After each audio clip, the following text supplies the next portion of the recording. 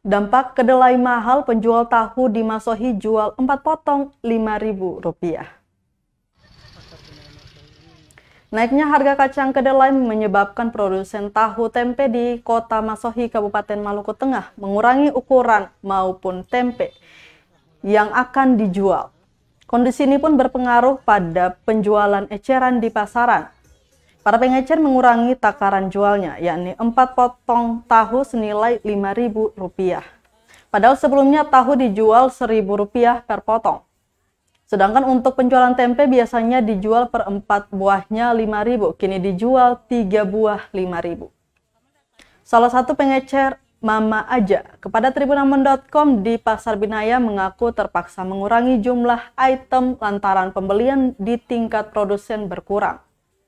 Pantauan Tribunambon.com di Pasar Binaya setempat harga tahu tempe dijual bervariasi.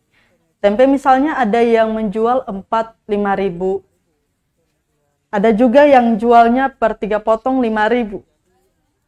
Meski begitu, tidak ada pembeli yang protes ataupun mengeluhkan kondisi pengurangan ukuran kedua jenis bahan pelengkap masakan itu.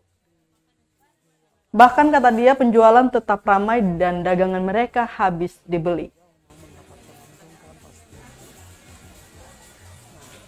Halo Mama. Mama beta tanya sedikit ini.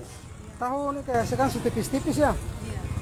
Nah, tipis-tipis ini dong ambil dari pabrik berapa nih?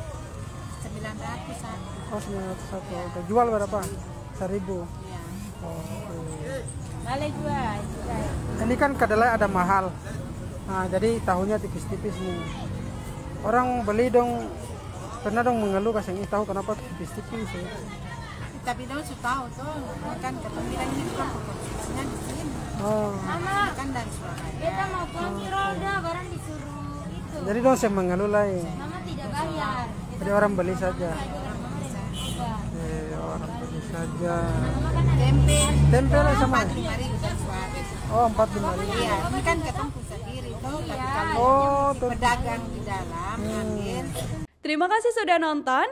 Jangan lupa like, subscribe, dan share ya.